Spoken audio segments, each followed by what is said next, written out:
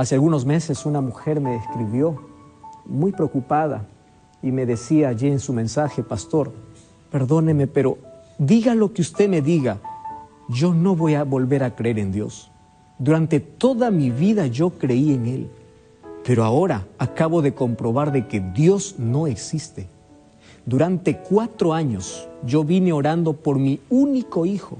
Era el único hijo que yo tenía, para que Dios pueda restaurarlo, para que Dios pueda sanarlo de un cáncer que él tenía.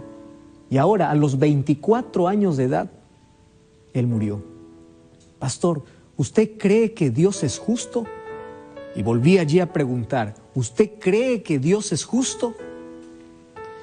La primera pregunta que yo respondí a esta mujer, a esta dama que me hizo esa pregunta, después de contarme toda la tragedia y toda la historia, yo le devolví la pregunta y le dije: ¿tú crees que es justo culpar a Dios?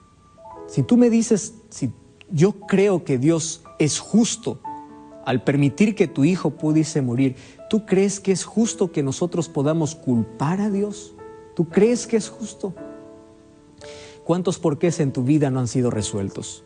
Estuve leyendo un artículo interesante y decía que el 60% de ateos que existe en el mundo son personas que en algún momento creyeron en Dios.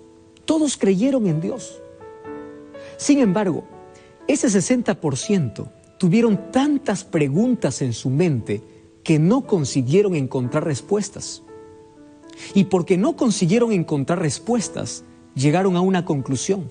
¿Y cuál es la conclusión? Dios no existe. Si Dios existiese, ¿por qué permitió esta tragedia? ¿Por qué me quitó a mis padres? ¿Por qué permitió esta situación? ¿Por qué y por qué? Y los porqués aumentan en la cabeza. Ahora, el problema no es preguntarse por qué.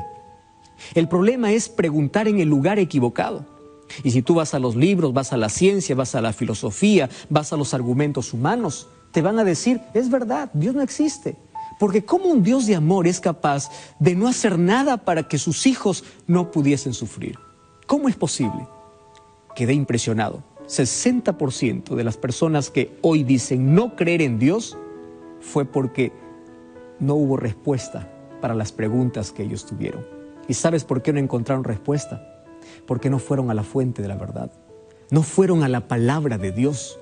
En la Biblia tú encuentras las respuestas para tus principales inquietudes. Es por eso que en este momento vamos a abrir la palabra de Dios para encontrar respuestas y el por qué existe el dolor y el sufrimiento en este mundo.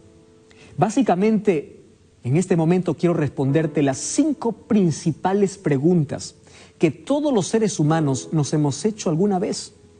Yo también me hice alguna vez. Así que yo me siento identificado mucho con el dolor o con el sufrimiento, porque ya también pasé por momentos tristes en mi vida. Y la primera pregunta que los seres humanos nos hacemos es: ¿por qué existe el sufrimiento? ¿Dios creó el sufrimiento? La respuesta es obvia, la respuesta es simple, la respuesta es sencilla de entender. Romanos capítulo 6, versículo 23 dice así: porque la paga del pecado es muerte, mas la dádiva de Dios es vida eterna en Cristo Jesús. Pastor, ¿por qué existe muerte? Por el pecado. ¿Por qué existe dolor? Por el pecado. ¿Por qué existen tragedias? Por el pecado. Pastor, ¿y por qué existe injusticia? Por el pecado. ¿Por qué? Todos tus porqués tienen un origen, tienen una razón de existir. Y para ello tenemos que trasladarnos allá al jardín del Edén, cuando Dios creó a Adán y Eva. En el plan de Dios, en el proyecto de Dios, al crear al hombre y a la mujer, no lo creó para que éste pudiese sufrir. Lo creó para que pudiese ser feliz. Lo creó para vivir eternamente. Pero esa felicidad y esa eternidad tenía una condición. Y la condición era que ellos deberían depender siempre de Dios, deberían ser leales a Dios, deberían obedecer las leyes de Dios. Y Dios allí probó su lealtad. Allí puso en medio del huerto, en medio del jardín del Edén, un árbol. Y dijo: no toquéis, no os acerquéis, no tomen de este fruto, porque el día que ustedes coman, de cierto van a morir. Y tú sabes toda la historia, ya lo hemos hablado muchas veces. Un muchacho cierta vez me dijo así: pastor, ¿y yo qué tengo que ver con eso? ¿Cómo es justo, cómo es posible que yo pueda tener que cargar un error de 4,000 o 6,000 años? Allá ellos pecaron, ellos ofendieron a Dios, entonces ellos merecían morir y ellos merecían todo el castigo. ¿Por qué yo tengo que cargar si yo no hice nada? Yo no estuve allí en el jardín del Edén.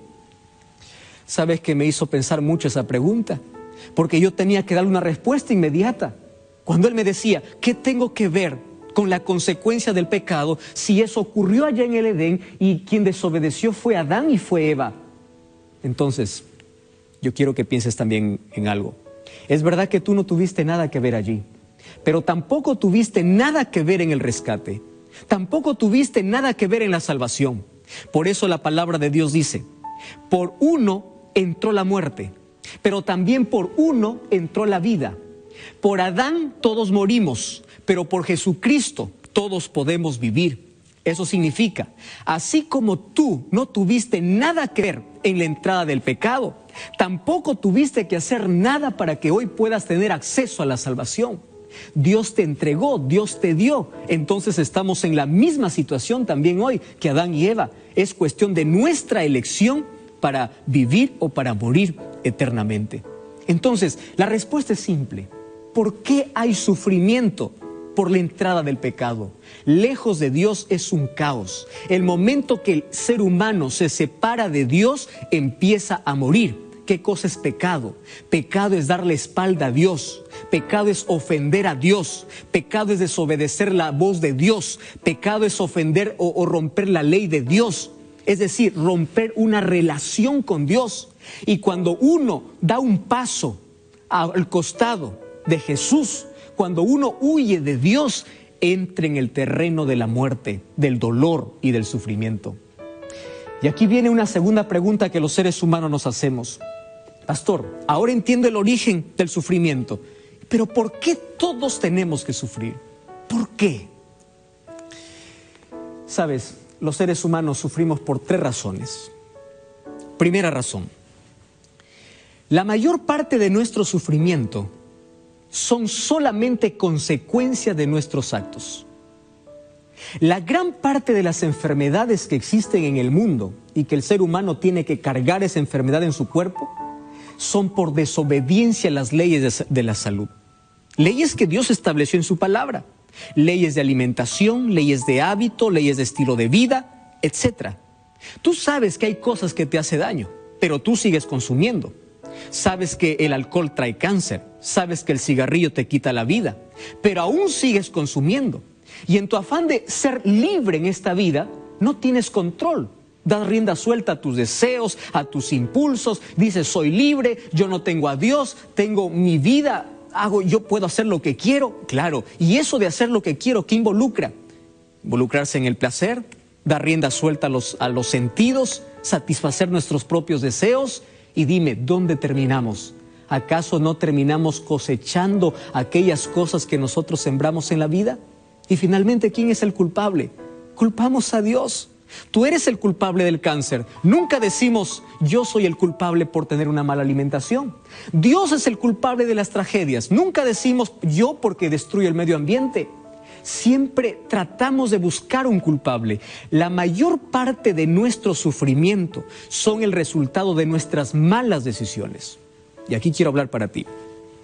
Mientras más lejos estés de Dios, peores decisiones vas a tomar en la vida. Y vas a cosechar siempre lágrimas y fracasos. Mientras más lejos estés de Dios, entonces tú no vas a tomar decisiones sabias. Y allí tú te vas a hundir en el sufrimiento. Por eso es una pérdida de tiempo, pérdida de vida, pérdida de horas, vivir lejos de Dios. Dios quiere liberarte del pecado. Dios quiere salvarte del pecado porque sabe que las consecuencias del pecado traen sufrimiento. ¿Por qué muchas personas están en la cárcel? ¿Por qué muchas personas están con cáncer? ¿Por qué muchas personas están sufriendo? Solamente cosechan el resultado de aquellas cosas que siembran o que sembramos en la vida. La primera cosa por la cual nosotros sufrimos es porque son el resultado de nuestras decisiones y de nuestras elecciones. La segunda razón por la cual nosotros sufrimos, o porque el sufrimiento toca la vida del ser humano, es porque aquí en la tierra hay un enemigo de Dios que se deleita en hacernos sufrir. ¿Y sabes cuál es el propósito del diablo? El propósito del diablo es que en tu cabeza esté desfigurado el rostro de Dios. El diablo quiere que tú mires al cielo y digas así: tú eres un Dios malo, tú eres un Dios injusto. ¿Por qué los niños mueren? ¿Por qué hay tempestades? ¿Por qué hay inundaciones? ¿Por qué la gente la gente buena muere y por qué la gente mala sigue viva? Entonces en tu cabeza se crea un concepto equivocado de Dios.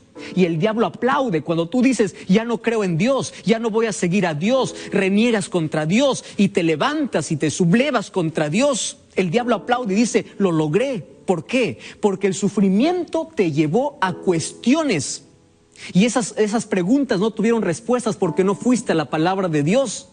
Entonces el diablo se deleita en hacer sufrir al ser humano con un propósito: para desfigurar el carácter de Dios.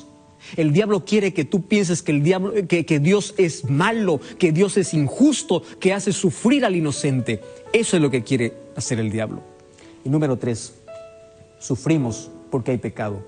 Mientras exista pecado en el mundo, siempre habrá dolor y siempre habrá sufrimiento. Hay una tercera pregunta: ¿por qué las personas buenas sufren? ¿Acaso Dios no puede levantar una barrera de protección para sus hijos? Entonces quiero explicarte algo. Tenemos que nosotros analizar esta noche qué cosas Dios prometió y qué cosas Dios no prometió. Porque muchas veces nosotros vamos a Dios a reclamarle cosas que Él nunca nos dijo. Para ver qué cosa Dios no prometió, mira lo que dice el libro de Salmos, capítulo 34, versículo 19. Cuando a mí me hacen la pregunta: ¿por qué la gente buena sufre?, yo gusto leer de este texto. Dice así: muchas son las aflicciones del justo. ¿Te das cuenta de lo que está diciendo la Biblia? Quiere decir que el hombre justo, la persona íntegra, la persona fiel a Dios, no está excluida del sufrimiento. Muchas son sus aflicciones, pero también dice: de todas ellas Dios las librará. Versículos anteriores dice: cercano está Jehová a los quebrantados de corazón. Y el versículo 17 dice: claman los justos y Jehová los oye y los libra de todas sus angustias, de todos sus problemas. ¿Esto qué significa? Dios nunca prometió que mientras estés en el mundo, el sufrimiento no va a tocar tu vida. Jesús dijo: en el mundo tendréis aflicción, pero confiad, yo he vencido al mundo. Cuando tú escuches a alguna iglesia, algún predicador que viene y te dice: desde el momento que aceptas a Jesús, tú no vas a tener problemas, aquí paras de sufrir, de hoy en adelante vas a vivir solo en prosperidad, recuérdale que Jesús nunca nos prometió aquí en la tierra vivir sin problemas. Porque aquí en la tierra hay pecado, y la consecuencia del pecado es el dolor, y es el sufrimiento, y es la muerte. Mientras estemos aquí, vamos a sufrir. Es por eso que en San Juan 14:1 dijo: no se turbe vuestro corazón, porque yo voy a la casa de mi Padre y en esas moradas no habrán más dolor. Pero mientras vivamos aquí en la tierra, los buenos y los malos van a sufrir, los justos y los injustos van a sufrir, los inocentes van a morir, porque aquí en la tierra está llena de pecado.